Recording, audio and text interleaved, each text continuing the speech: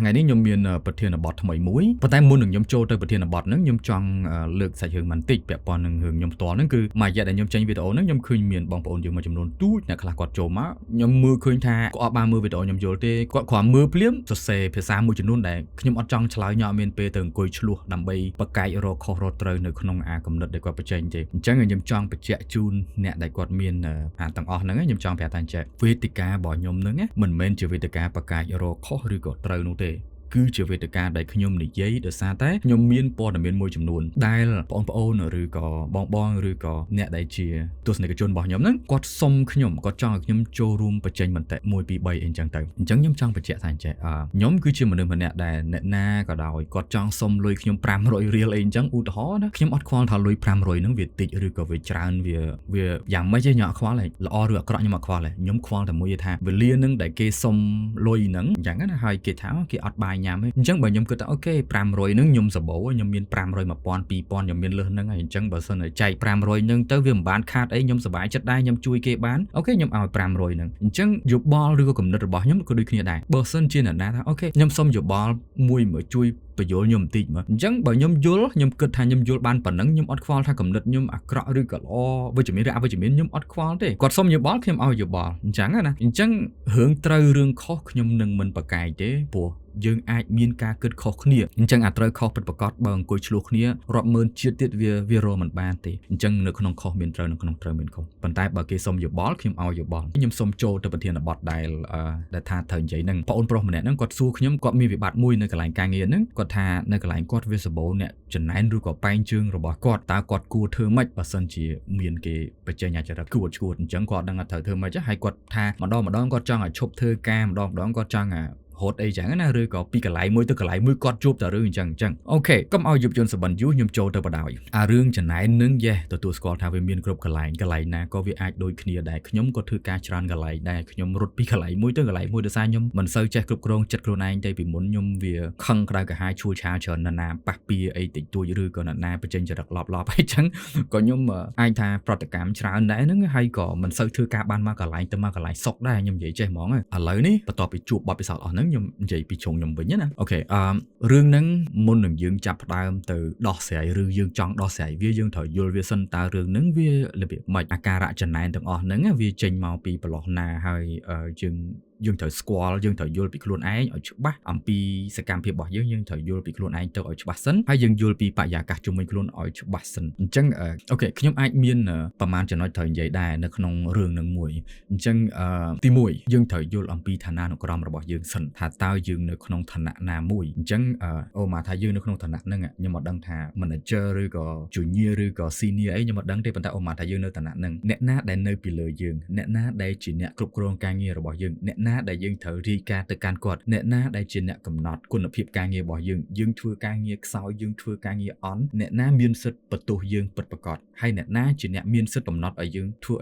អីអញ្ចឹងអ្នកហ្នឹងគឺជាមេយើងអញ្ចឹងអ្នកដែលជាមេយើងទេដែលយើងត្រូវខ្វល់ចំណែកថាយើងនៅឋានៈហ្នឹងអ្នកដែលគាត់ចំណែនយើងហ្នឹងគាត់នៅឋានៈណាហើយគាត់នៅក្នុង department ឬក៏យើងនិយាយថាផ្នែកអីគាត់អាចនៅផ្នែកផ្សេងគ្នាឬក៏គាត់នៅផ្នែកជាមួយយើងឬក៏យ៉ាងម៉េចយើងត្រូវយល់អំពីទំនាក់ទំនងនៃការងារឬក៏ដែនសមត្ថកិច្ចការងាររបស់យើងនៅពេលដែលយើងដឹងអឋានានុក្រមនឹងច្បាស់ហើយយល់ពីតួនាទីរបស់ខ្លួនឯងហើយពេលនោះយើងអាចសម្រេចបានថាតើយើងគួរខ្វល់ពីបុគ្គលម្នាក់ដែលចំណែនយើងឬក៏អត់យើងគួរខឹងរឿងយើងគួរក្តៅក្រហាយទៅឆ្លោះទាស់ទែងជាមួយគាត់ឬក៏អត់កុំឲ្យគិតថាខុសឬក៏ត្រូវគ្រាន់តែពីការគិតផងខ្ញុំអ្នកដែលយើងត្រូវឆ្លើយតបការងារជាមួយនេះគឺជាមេយើងត្រូវយល់ថាតើមេរបស់យើងនឹងជាមនុស្សមានសមត្ថភាពជាមេយើងឬក៏អត់កន្លែងនេះទោះបីយើងអាចថាយើងមិនចេះដល់មេទេប៉ុន្តែយើងត្រូវយល់អំពីរបៀបដែលមេក៏ធ្វើការពីព្រោះមេគឺជាអ្នកគ្រប់គ្រងអនាគតអាយុជីវិតរបស់យើងនៅកន្លែងក្រុមហ៊ុនហ្នឹងព្រោះតួនាទីគាត់ជាអ្នកវិម្លាយសមត្ថភាពការងាររបស់យើងបើគាត់ជាមេដែលមានសមត្ថភាពគាត់ជាមនុស្សដែលខ្វល់ពីលទ្ធផលការងាររបស់យើ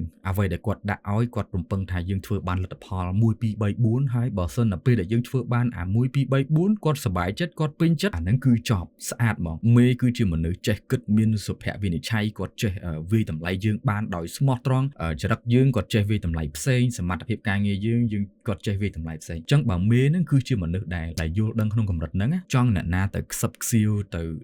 ចាក់ចោចថាយើងជាមនុស្សអាក្រក់ ABC ឲ្យតែយើងមានសមត្ថភាពធ្វើការហើយមេយើងកាត់សេចក្តីយើងបានល្អថាយើងជាមនុស្សមានសមត្ថភាពឬក៏អត់តែប៉ុណ្្នឹងគឺគ្រប់គ្រាន់ប៉ុន្តែបើសិនជាមេហ្នឹងយើងមើលទៅហាក់បីដូចជាពេញចិត្តអានេះតែឯងឬក៏គាត់រៀងប្រកាន់បាក់ពួកគាត់ឲ្យតម្លៃក្រុមនេះជាងឬក៏មេហ្នឹងគាត់រៀងក៏អត់មានសមត្ថភាពជាមេពិតប្រាកដណាត្រូវចាំថានៅក្នុងក្រុមហ៊ុនមួយមេគឺជាអ្នកក្តាប់វប្បធម៌ការងារអញ្ចឹងបើសិនជាមេខ្សោយវប្បធម៌ការងារនឹងឲ្យលួយអញ្ចឹងបើសិនជាមេនឹងគាត់ខ្លាំងគាត់មានអាចចំណុចកខអញ្ចឹងវប្បធម៌ការងារនឹងល្អអញ្ចឹងរឿងកូនចៅណាមកទូពិតគាត់មើលធ្លុះគាត់មើលដឹងហ្មងអាណាបកាយចាក់ចោចអាណាបកាយស្អីឈួតទាំងអស់ហ្នឹងគាត់មើលដឹងអញ្ចឹងគាត់ចេះកាត់សេចក្តីយើងត្រូវរៀនទុកចិត្តមេរបស់យើងហើយសំខាន់ខ្លួនឯងនឹងឲ្យតែយើងធ្វើការបានល្អគឺវារួចអូខេគិញ្ឆាណាអញ្ចឹងបើសិនជាមេខ្សោយអាការចាក់ចោចអាការនិយាយអីហ្នឹងគឺជាបញ្ហាវប្បធម៌ការងារគឺជាបញ្ហា system ទាំងមូលក្រុមហ៊ុននឹងទៅមុខអត់រួចទេអញ្ចឹងយើងអាចដឹងថាយើងគួរបដ ாய் អនាគតជាមួយនឹងមេបែបហ្នឹងឬក៏អត់ពីព្រោះបុគ្គលិកចេញគឺដោយសារមេចេះប្រើធ្វើការមេមានទស្សនវិជ្ជាធម៌ចេះកាត់ក្តីចេះវិនិច្ឆ័យចេះ performance review ចេះ check គុណភាពបុគ្គលិកដឹងអំពីចំណុចល្អចំណុចខ្លាំងបុគ្គលិកហើយចេះវែកញែកដាច់រវាងស្អីជាការឆ្លោះគ្នាធម្មតាស្អីដែលវាកំពុងតែបំផ្លាញវប្បធម៌ល្អដើម្បីរកទិន្នផលល្អឲ្យក្រុមហ៊ុនអញ្ចឹងមេគឺជាអ្នកក្តាប់ស្ថានភាពអញ្ចឹងអ្នកដែលយើងត្រូវខ្វល់គឺមេអញ្ចឹងណាបើមេយើងខ្សោយវប្បធម៌លួយងាយយល់អញ្ចឹងទី1យើងមើលមេណាពេលដែលយើងយល់ពីមេរួចឥឡូវយើងត្រូវមើលខ្លួនឯងម្ដងតើសប្តាហ៍ថ្ងៃយើងធ្វើការងារដល់ណាដូចបញ្ជាក់ខាងដើមអញ្ចឹងរាល់ទិន្នផលដែលយើងរកបានសម្រាប់ការងាររបស់យើងគេប្រើ10យើងធ្វើបាន8ក៏ដោយយើងធ្វើបាន7ក៏ដោយយើងត្រូវកត់ទុកយើងត្រូវចំណាំថាថ្ងៃនេះមេប្រើខ្ញុំបាន10ខ្ញុំធ្វើបានប៉ុណ្នេះយើងកត់ទុកខ្លួនឯងមេប្រើឲ្យយើងធ្វើអីម៉ោងប្រជុំយើងស្ដាប់យើងកត់យើងអីយើងណូតគុណភាពការងាររបស់យើងយល់បានប៉ុណ្ណាយើងទៅរកលទ្ធផលបានប៉ុណ្ណាយើង document វាទុកយើងកត់ត្រារបាយការណ៍ទិន្នផលរបស់យើងអញ្ចឹងអត់មានរឿងថាអ្នកនេះគាត់មកដណ្ដើម credit ការងាររបស់យើងឬក៏គាត់ថាអាការងារនឹងខ្ញុំខំជួយមកកណោអីចឹងទៅគាត់អត់យកបងទៅពីហេដោយសារអីការងារនឹងយើងកត់ត្រាខ្លួនឯងថាយើងជាអ្នកធ្វើយើងចេញទៅគឺការងាររបស់យើងពីដៃយើងទៅយើងយល់ថាយើងបានធ្វើអីគេខ្លះអញ្ចឹងនៅពេលដែលគេមេសួរថាណែឯងបានធ្វើអីគេនេះយើង report មកយើងមានការងារខ្ញុំមានទី1ទី2ទី3ខ្ញុំធ្វើបានល្អអញ្ចឹងណាហើយមេសប្បាយចិត្តនឹងការងារនឹងឬក៏អត់យើងទៅមុខទៀតបើសិនជាគាត់អត់សប្បាយចិត្តយើងខំប្រឹងទៅរកលទ្ធផលបន្ថែមទៀតទៅអញ្ចឹងកន្លែងនេះគឺ document ការងាររបស់ខ្លួនទី2ការងារហ្នឹងបើសិនជាយើងធ្វើហើយតើយើងសួរថាអ្នកដែលចំណែនយើងនឹងគាត់ធ្វើការជាមួយយើងឬក៏អត់ជាងកាលគាត់នៅក្នុង department ផ្សេងយើងត្រូវសួរខ្លួនឯងថាតើដើម្បីទៅរកទិន្នផលការងារមួយហ្នឹងវាត្រូវពាក់ព័ន្ធនឹងអ្នកដែលយើងឆ្លោះនឹងអត់ឧបមាថាការងារហ្នឹងត្រូវ approve ពីគាត់អ្នកដែលចំណែនយើងឬក៏អ្នកខ្លះការងារ department ផ្សេងអត់ត្រូវពាក់ព័ន្ធគ្នាទេអញ្ចឹងសួរយើងខ្វល់ឬមិនខ្វល់ពេលហ្នឹងយើងដឹងហើយបើសិនជាការងារពី department ផ្សេងគ្នាបើសិនជាយើងដឹងអំពីទំនាក់ទំនងយើងហើយនឹងគាត់នឹងកម្រិតណាយើងអាចដឹងថាតើយើងគួរពាក់ព័ន្ធនឹងគាត់ប៉ុណ្ណាបើសិនជានៅក្នុង department ផ្សេងគ្នាប៉ុន្តែយើងត្រូវការ approve ពីគាត់អ្នកដែលចំណែនយើងឬក៏អ្នកដែលយើងមានវិបត្តិជាមួយនឹងណាយើងធ្វើតាមទូនាទីយើងទៅការងារយើងធ្វើបានមកស្អាតប៉ុណ្ណាយើងត្រូវហុចតទៅឲ្យគាត់ខាងនឹងដើម្បីសញ្ញេឬក៏ប៉ាសេព័ត៌មានទៅវិញទៅមកយើងធ្វើយ៉ាងទៅកុំនិយាយលាយជាមួយអារម្មណ៍ពេលដែលយើងប្រស្រ័យជាមួយគាត់យើងនិយាយ tone មួយដែល professional យើងនិយាយភាសាមួយមានប្អូនមានបងត្រឹមត្រូវអញ្ចឹងទៅរក្សាសុជីវធម៌ផ្ទាល់ខ្លួនយើងបានទម្លាក់ការងារនឹងទៅគេប្រមាណគេបានទម្លាក់ការងារត្រឡប់មកឲ្យយើងប្រមាណក៏យើងត្រូវចំណាំទុកដែរយើងត្រូវយល់ដែររបៀបដែលយើងផ្ដល់ព័ត៌មានទៅឲ្យគេត្រូវតែប្រយ័ត្នព័ត៌មានដែលយើងផ្ដល់ឲ្យគេនឹងច្បាស់កម្រិតណាហើយគេផ្ដល់ព័ត៌មានឲ្យយើងវិញក្នុងកម្រិតណាយើងត្រូវរៀនមើលថាតើវាច្បាស់លាស់អាចឲ្យយើងនឹងទៅបំពេញធរៈយើងបន្តបានឬក៏អត់តែប៉ុណ្្នឹងគឺបានយើងអត់ត្រូវការធ្វើជាមិត្តភក្តិជាមួយគាត់យើងអត់ត្រូវការស្និទ្ធស្នាលជាមួយគាត់ក្នុងកម្រិតណាមួយយើងអត់ចាំបាច់ត្រូវនិយាយរកគាត់លើសពីមិត្តភក្តិលើសពីអីទេជាបុគ្គលិកការងារយើងគ្រាន់តែ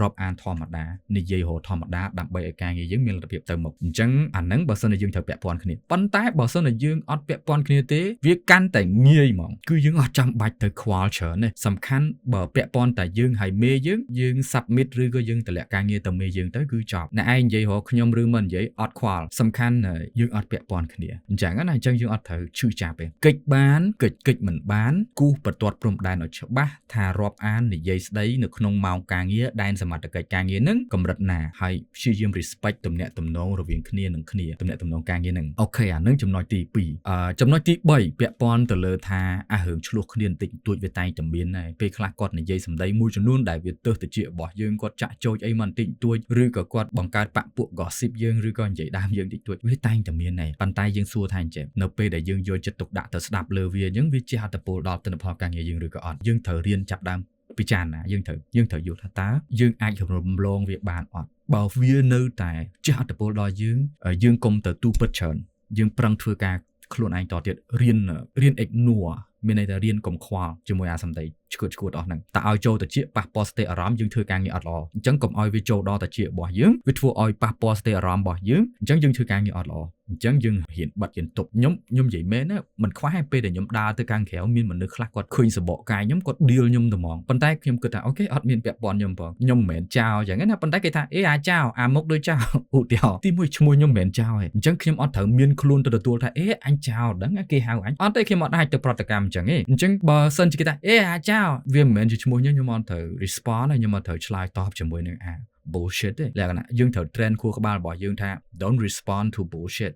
កុំឆ្លើយតបជាមួយនឹងរឿងឈួតវាអត់ចម្លែកទេវាអត់ប្រយោជន៍ទេអូខេអញ្ចឹងប៉ុណ្ណឹងអញ្ចឹងយើងត្រូវសម្រេចចិត្តថាតើយើងគួរវាយអត់បើសិនជាបជាភាសាទៀតយើង check ទៅលើមេយើង check ទៅលើដែនសមត្ថកិច្ចការងាររបស់យើងហើយចុងបញ្ចប់យើង check ថាតើចំនួនទាំងអស់ហ្នឹងទូចឬក៏ធំយើងគួរចំណាយពេលហត់ទៅឆ្លោះអត់ប្រយោជន៍ឬក៏អត់ហើយចុងក្រោយរឿងសំណួរដែលគាត់សួរថាតើខ្ញុំគួររត់ចេញពីកន្លែងការងារនឹងឬអត់ឬក៏គួរដាក់ពាក្យឈប់អត់កន្លែងនេះដូចនិយាយចឹងបើសិនជាកន្លែងនឹងមានវប្បធម៌លួយហើយគេអត់បានកាត់សេចក្តីការងាររបស់យើងតាមរយៈសមត្ថភាពឬក៏ skill ឬក៏ជំនាញវិជ្ជាជីវៈរបស់យើងទេប៉ុន្តែគេឲ្យតម្លៃមនុស្សដែលអាចចេះចោចចឹងគាត់ស្រឡាញ់បាក់ឬក៏ស្រឡាញ់ពួកអញ្ចឹងមានន័យថាបើសិនជាបើវាចូលដល់លក្ខខណ្ឌហ្នឹងមានន័យថាយើងនៅហ្នឹងក៏អត់ប្រយោជន៍ដែរវា toxic វាអត់បានជួយឲ្យយើងរីកចម្រើនទេប៉ុន្តែបើសិនជាមេយើងគាត់ជាមនុស្សល្អគាត់ចេះកាត់សេចក្តីហើយការងារយើងមានសមត្ថកិច្ចច្បាស់លាស់វាមាន protocol SOP ក្នុងការធ្វើត្រឹមត្រូវយើងអនុវត្តតាមនឹងយើងធ្វើឲ្យបានល្អទៅមេយើងនឹងគាត់ចាប់ដើមសម្គាល់ឃើញចំណុចល្អ